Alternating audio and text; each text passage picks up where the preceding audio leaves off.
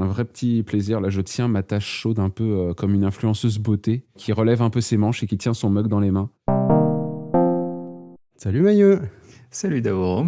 Aujourd'hui, on a un épisode un peu spécial parce qu'on est en compagnie d'un invité pour parler un peu de thème. Bonjour Mathieu. Salut Daoro, salut Mailleux. Est-ce que tu peux en quelques mots te présenter à nos auditrices et auditeurs ? Je suis donc Mathieu. Je fais à la fois des vidéos de booktubing sous le nom des Lectures du Loup.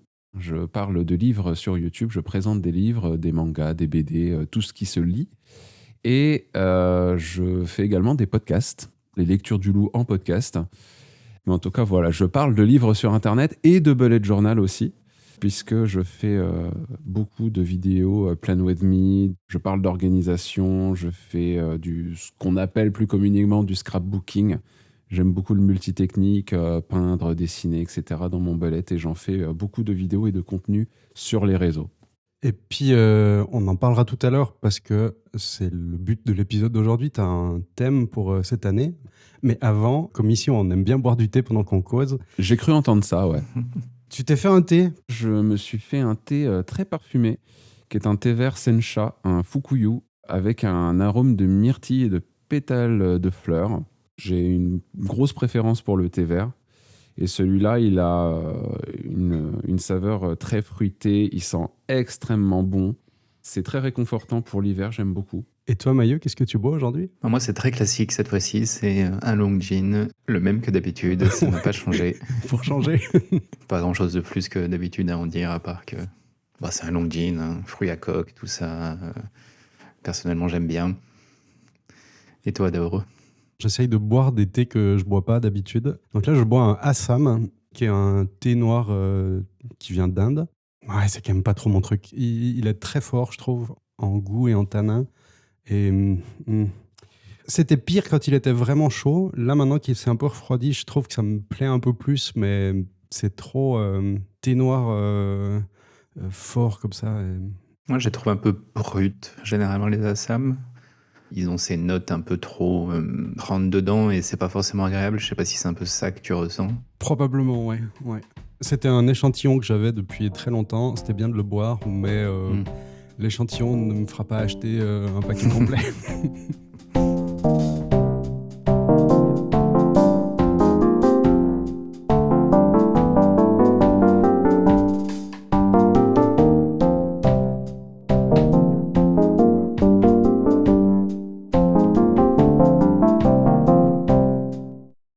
Après une pause bureau, on va continuer de parler de thèmes avec notre invité qui utilise aussi le système de thèmes. Qu'est-ce qui t'a fait choisir d'utiliser un thème par rapport aux résolutions et est-ce que ça fait longtemps que tu utilises ce système aussi ? Moi, ça fait, si je ne m'abuse, la 3e année que j'utilise un thème. Donc j'ai un thème par an, en fait, clairement. Et ce qui m'a fait choisir les thèmes plutôt que les résolutions, c'est vous, en fait, puisque je vous ai écouté, ça fait quand même quelques années maintenant. Merci. Merci. Oui. C'est quelque chose qui a fait écho chez moi parce que c'est vrai que comme beaucoup, j'ai tendance à me fixer de nouveaux objectifs et à me servir du 1er janvier comme date butoir. Ça y est, c'est New Year, New Me, enfin le truc extrêmement cliché. Mais bon, on sait tous que, allez, ça y est, je m'inscris à la salle de sport, j'y vais. 2 janvier, let's go, je vais perdre 50 kilos à la fin du mois, enfin n'importe quoi. Et je me suis dit, en fait, c'est le genre de truc qui tient pas. Et quand j'ai entendu parler des thèmes et de cette magie en fait qu'il y a autour, c'est-à-dire on choisit un thème pour l'année et toutes les décisions qu'on va prendre qui vont converger vers un thème précis pour justement se sentir un peu plus accompli et nous laisser un peu plus le droit à l'erreur. Ouais. Ça m'a fait du bien. J'avais vraiment envie de prendre soin de ma santé mentale quelque part et j'avais plus envie de culpabiliser parce que oh mon Dieu, j'ai mangé cette tablette de chocolat que j'ai reçue à Noël alors qu'au 1er janvier, je me suis dit que j'allais manger sainement. Ça me permet de lâcher du lest et de quand même accomplir des objectifs et ça m'a fait du bien, ça m'a fait plaisir. Donc c'est pour ça que ça fait maintenant 3 ans que j'utilise le système de thèmes. Pour cette année, donc tu as choisi ton thème pour le commencer sur l'année. Hein. Tu prends ce que tu viens de dire, des thèmes annuels comme ça. C'est ça. Qu'est-ce que tu as choisi alors pour 2025 ? Mon thème, c'est l'équilibre. C'est une continuité des 2 premiers thèmes que j'ai choisis en fait donc ces 2 dernières années. Mon tout premier thème, c'était donc tout début 2023 et j'avais choisi la discipline. Hmm. Et en fait, ce que je fais dans mon bullet journal, je fais en fait en général une page entière où j'écris le thème en gros et après, j'écris des façons d'agir, des directions qui convergent toutes vers ce thème ou alors des exemples en fait d'illustration de ce thème. Par exemple, en 2023, quand j'avais choisi la discipline, j'avais écrit aller au bout des choses, prendre de bonnes habitudes, classique mais c'est assez incontournable, je dirais. Procéder par étapes, rester organisé et constant, etc., etc. Donc ça, c'est toutes les petites choses que j'écris et qui gravitent autour du thème. En gros, le thème de 2023, c'était la discipline. Celui de 2024, c'était la régularité. Celui de 2025, c'est l'équilibre parce que maintenant que je sais ce que je veux, il faut que j'équilibre entre ce que je fais dans ma vie professionnelle, qui est en fait du temps obligatoire sur lequel j'ai pas vraiment... Moins de contrôle. Voilà, c'est ça, j'ai pas le contrôle. Et ma vie personnelle, où là, j'ai beaucoup plus le contrôle, c'est moi qui l'organise comme je veux. Et voilà, le but, c'est d'organiser mes sessions d'écriture, mes sessions où je vais plus m'occuper de mon hygiène de vie, que ce soit, je sais pas, l'hygiène de la maison, que ce soit mon hygiène à moi, de manger sainement ou d'aller à la salle de sport. Et puis la création de contenu, puisque c'est mon deuxième métier. Et le but pour moi en 2025, c'est de réussir à équilibrer toutes mes activités extra-professionnelles, personnelles et professionnelles, pour arriver à une espèce de balance, justement, où je vais réussir à atteindre mes objectifs parce que j'aurai réussi à doser la quantité de temps et d'énergie que j'insufflerai dans chacune des directions que j'aurai prises et dans chacune de ces activités.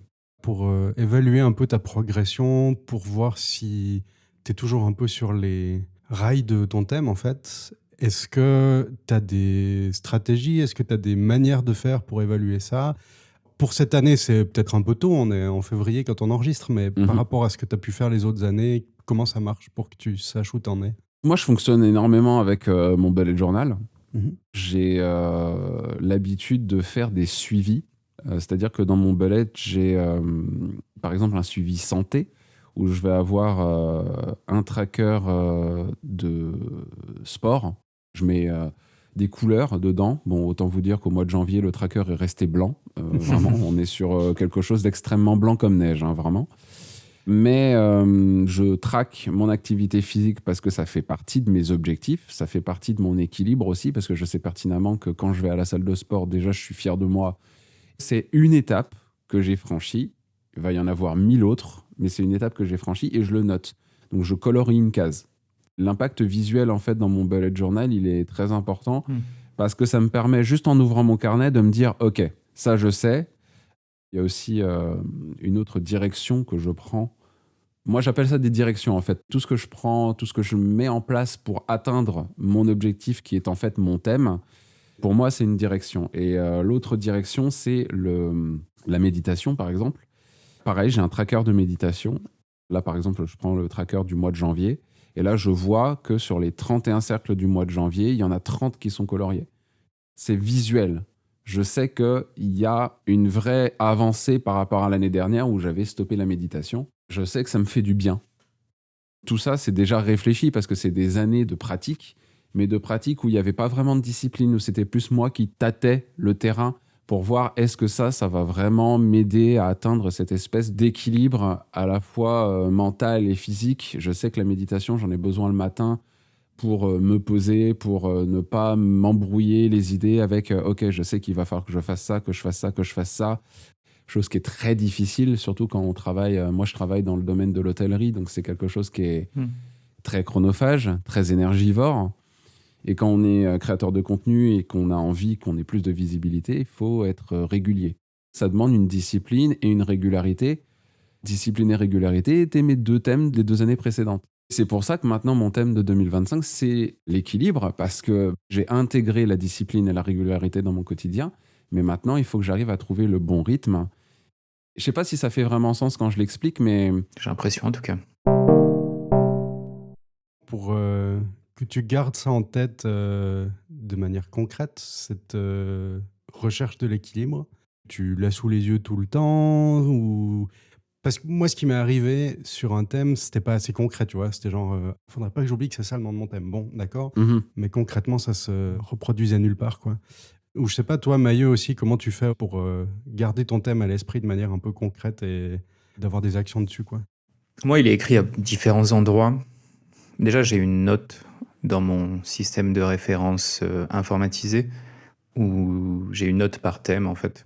Et cette note de thème, elle est dans ma routine du matin. En fait, je vais la voir.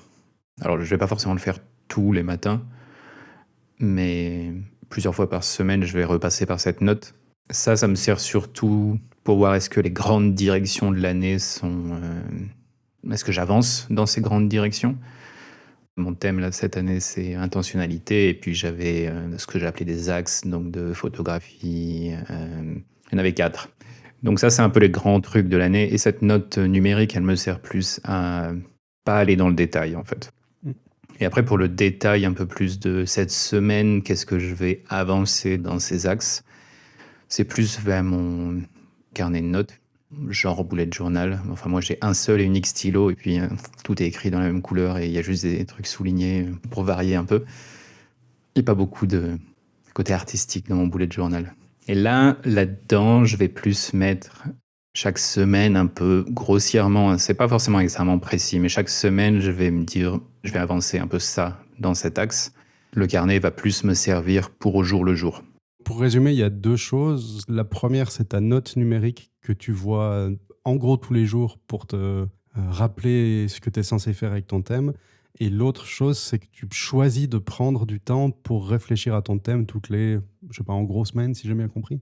Je prends un peu de temps. Souvent, c'est plus dans la semaine, j'ai un peu les étapes suivantes qui viennent un peu naturellement, tu vois. Et donc, je vais les noter un peu.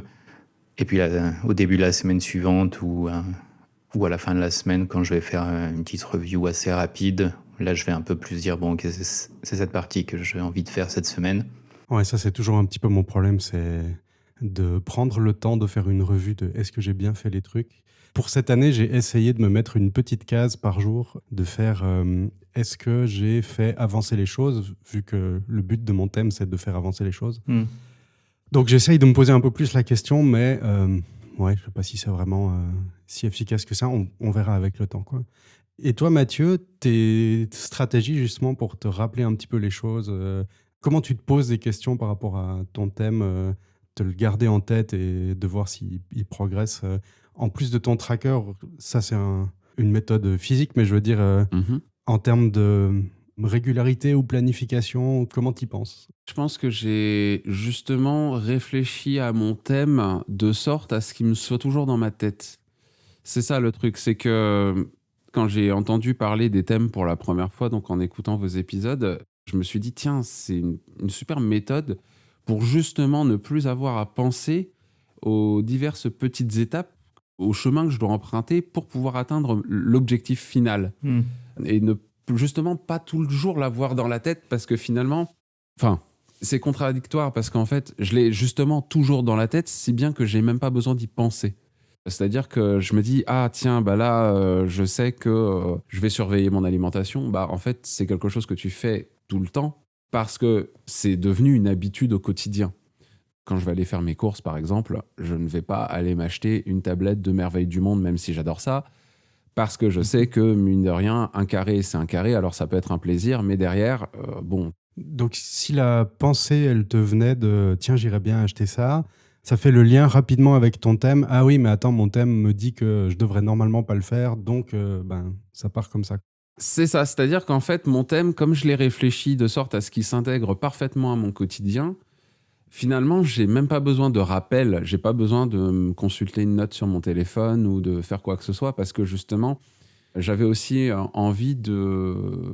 En fait, comme je consulte déjà mon bullet journal tous les jours, parce que je l'utilise pour m'organiser et puis aussi dans le cadre de mon activité extra-professionnelle, j'ai pas non plus envie d'avoir toujours à me mettre la pression pour me dire « Ah ok, telle action que je vais entreprendre, faut que je fasse attention, est-ce qu'elle respecte bien mon thème ?» En fait, en général, si je l'entreprends, je vais tout de suite savoir si c'est en accord avec mon thème ou pas. Et du coup, je vais être en accord avec ce que je fais. Ou alors, je me dis, OK, bon, bah là, je transgresse parce que pour le coup, c'est pas grave, ça va pas avoir un gros impact. OK, on peut se faire plaisir de temps en temps, il n'y a pas de souci.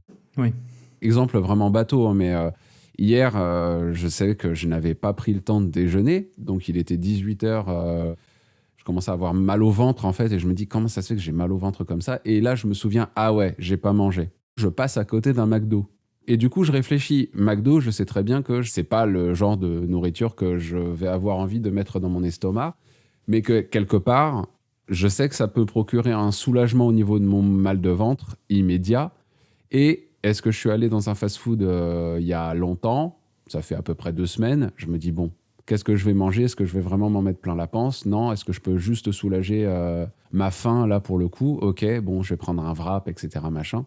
Et je sais que le lendemain, je vais aller à la salle. Donc, OK, je vais me le permettre. Donc, finalement, en fait, j'ai pas vraiment besoin de mettre la pression, de regarder mes notes. Je sais que mon bullet journal, il reste chez moi. J'ai pas besoin de l'emmener tout le temps. J'ai pas un sac banane ou quoi que ce soit. Donc, j'ai pas besoin d'avoir un support. Le choix de mon thème a fait que ça me permet de l'avoir en tête sans pour autant ajouter une espèce de charge mentale. Je pense qu'autant Mailleux que moi, on a eu des périodes où on n'était pas trop dans la réussite qu'on aurait souhaité par rapport à notre thème parce que on s'égare, parce qu'on a oublié des choses ou ça fait trop d'efforts d'y penser. Je parle pour toi un peu Mailleux là, je sais pas si ça t'est arrivé un peu. Ça a été le cas principalement à un moment où plutôt où j'associe un peu trop d'étapes avec un thème ou de buts différents. Dans le système classique tel que présenté par TJP Gray et Mike Hurley, il se pose un peu une série de questions journalièrement. Ça marche bien en soi. C'est juste que moi, quand j'avais fait ça un peu à certains moments, il y avait un peu des buts qui étaient trop différents d'une certaine manière. Ça collait avec le thème, mais je voulais faire trop de petites choses différentes. C'est clairement quelque chose qui m'est arrivé, par exemple l'année passée, sur 2024, où je m'étais dit, mon thème, qu'est-ce qu'il veut dire? Voilà une grande liste de choses. Et au final, je me suis rendu compte que j'ai pas fait même le tiers du truc. Ça nous arrive de nous perdre un petit peu comme ça. Mathieu, toi, comment tu gères ça? Si ça t'arrive, à quel moment peut-être tu le remarques? Comment tu gères peut-être la déception qu'on peut se mettre face à nous-mêmes, tu vois, de dire ah, j'ai pas vraiment réussi à faire autant que je voulais. Qu'est-ce qui se passe dans ces cas-là? Est-ce que ça t'arrive de te perdre et comment tu gères le fait que tu remarques que tu te sois perdu? Ah bah c'est l'histoire de ma vie, hein. On va pas se mentir, hein. Clairement, le fait de me perdre, principalement avec mon podcast, en fait, il faut que j'arrête de penser à ça comme un échec. Il y a, mine de rien, une réussite dans cet échec, c'est que même si je n'ai pas atteint la régularité que je souhaitais, j'ai quand même atteint la régularité d'un épisode par mois. Même si je ne fais pas un épisode toutes les 2 semaines comme je me suis fixé comme objectif, l'échec, il est relatif, on va dire. Et du coup, je me dis, j'ai encore échoué. Quand je réfléchis à ça, je me dis, ouais, mais bon, je relativise. Je me dis que les gens qui écoutent mon podcast, qui me laissent des commentaires, qui soutiennent le projet et qui m'écoutent depuis plusieurs années maintenant, ça me permet de relativiser sur cet échec. C'est-à-dire, qu'est-ce que je fais? C'est quoi que je vais prioriser? C'est la qualité ou c'est la quantité? Ça me laisse un droit à l'erreur dans le sens où je sais que ce que je fais, c'est bien et que même si je ne le sors qu'à hauteur d'un épisode par mois, eh ben, j'ai déjà atteint un premier step dans la régularité. Donc en soi, déjà, je suis content d'avoir atteint cet objectif-là. Finalement, ça me permet de... Parce que j'ai tendance à beaucoup digresser, désolé pour ça. Mais en gros, ce que tu me poses comme question par rapport à comment est-ce que je relativise et si jamais j'ai des échecs, en fait, j'essaie de voir le positif là-dedans et de me dire, OK, quelle est la situation?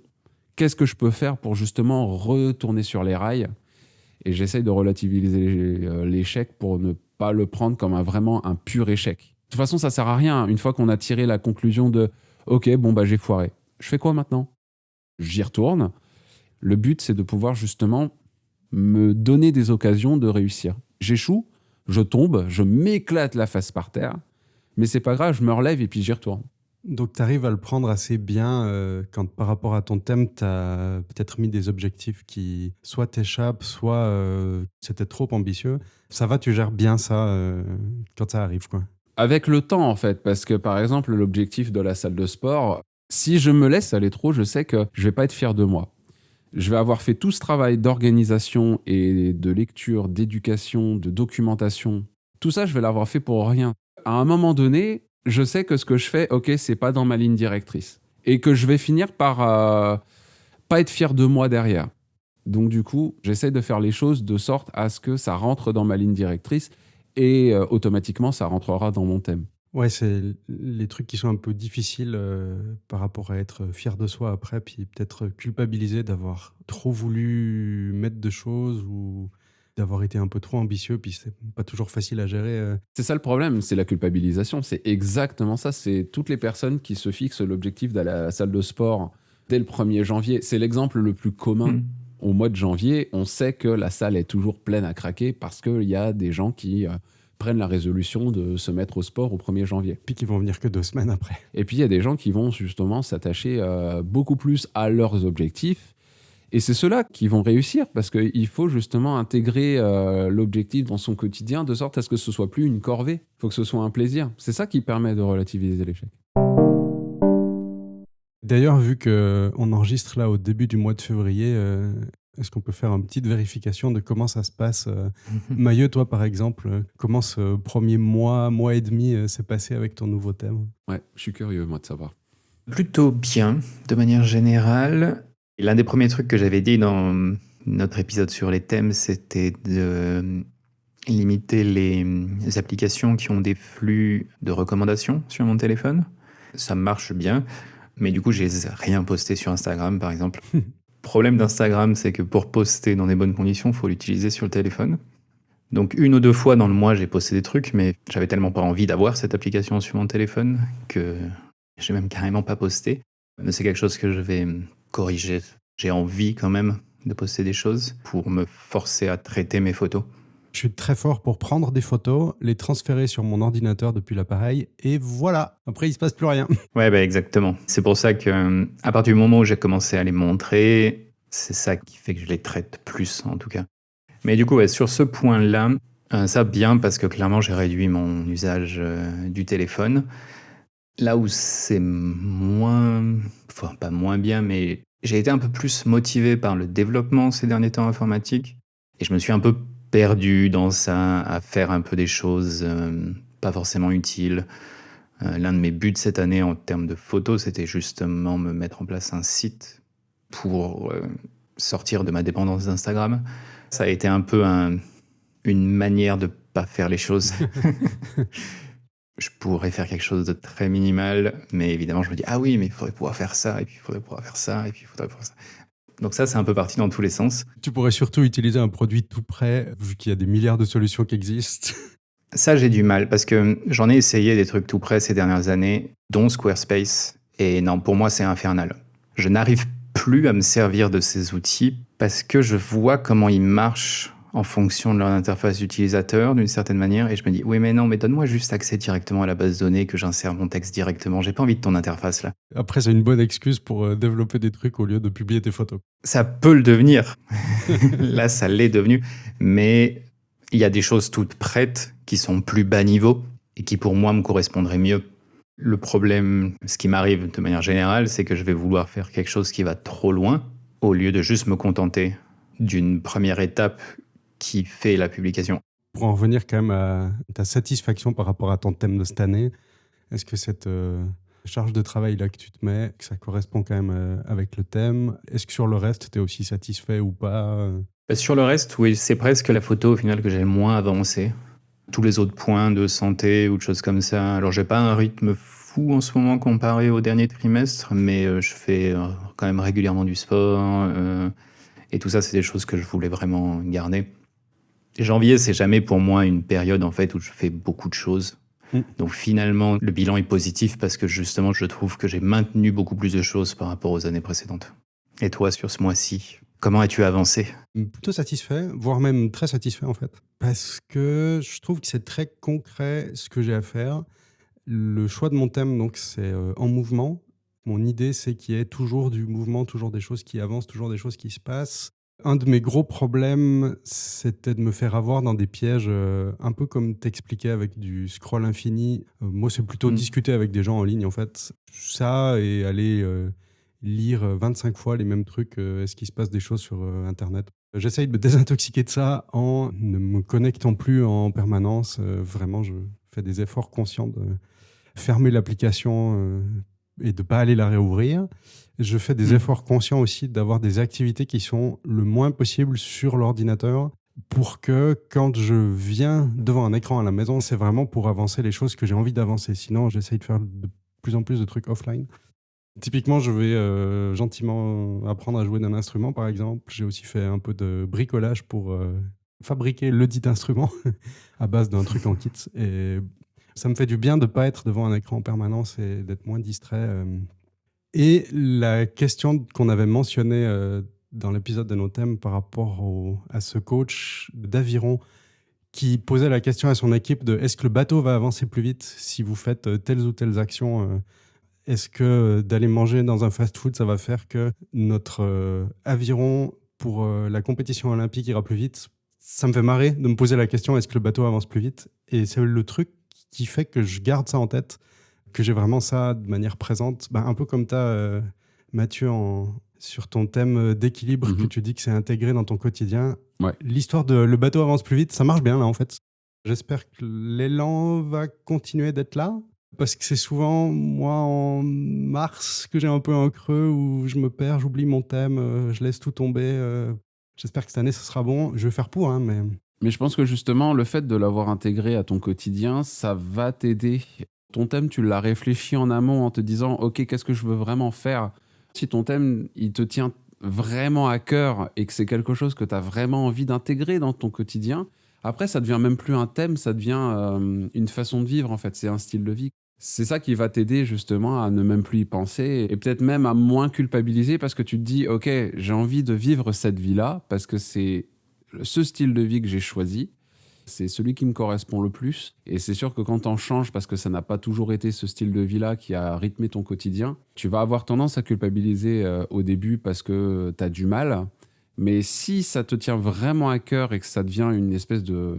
comme une passion, en fait, tu vas vraiment y mettre tellement du cœur à l'ouvrage que cette peur que tu as de laisser tomber ton thème et de ne plus y penser, de plus savoir ce que c'est, etc., elle n'aura plus de sens. Parce que tu l'auras tellement incluse dans ta vie que en fait, tu vas continuer sans même parfois t'en rendre compte. C'est ce que j'espère, ouais. Puis surtout, j'espère aussi que le fait que ce soit plus concret par rapport au thème de 2024 marche mieux.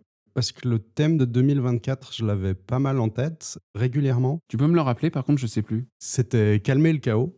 Et ça me revenait assez régulièrement en tête de « Ah mais oui, mon thème c'est ça, mais du coup, je sais pas quoi faire, j'ai pas vraiment fait grand-chose. » Et il y avait cette culpabilité qui revenait alors que là, pour cette année, mon En Mouvement, je l'ai tout autant en tête que l'année précédente. Par contre, la grosse différence, c'est que je sais quoi faire. C'est qu'il faut que je sois en mouvement et qu'il faut que j'avance des trucs. Et là, ça marche mieux. J'espère que ce que tu dis va s'avérer vrai sur la durée, de vraiment l'avoir très bien intégré et que ce soit une habitude qui se fasse naturellement, parce que c'est un truc que j'ai plus envie. Ouais. C'est tout le mal qu'on te souhaite. Hein. Merci. Mathieu, merci d'être passé nous voir et d'avoir pu raconter ton rapport avec les thèmes, ton thème de cette année. Est-ce que tu peux nous rappeler, avant qu'on se quitte, où est-ce qu'on peut te retrouver ? Déjà, merci beaucoup pour l'invitation. Et puis, vous pouvez me retrouver sur YouTube, donc Les Lectures du Loup, et également sur toutes les applications de podcast, Les Lectures du Loup, en podcast. J'espère pouvoir rapidement passer à un épisode par semaine, mais j'ai bon espoir. J'espère que ton thème t'apportera ce qu'il te faut pour y arriver, en tout cas. Ouais. Mais grave, j'espère aussi. Et ouais. Puis nous, Mailleux, où est-ce qu'on nous retrouve ? Comme d'habitude, il y a tous les liens vers tous nos réseaux sociaux sur notre site, tâche avec un s-2-t.fm. De là, il y a notre compte Mastodon. On trouve les épisodes sur notre site déjà, et puis ensuite sur à peu près toutes les applications possibles. Si vous écoutez ça sur une application de podcast, mettez des favoris, des likes s'il y en a. Mais le mieux, ça reste quand même de directement aller partager l'épisode à quelqu'un qui serait intéressé par le sujet. Et puis, nous, on se retrouve dans quelques semaines pour un autre épisode. Ouais, Allez, à bientôt tout le monde. Au revoir. à bientôt. Ciao, ciao.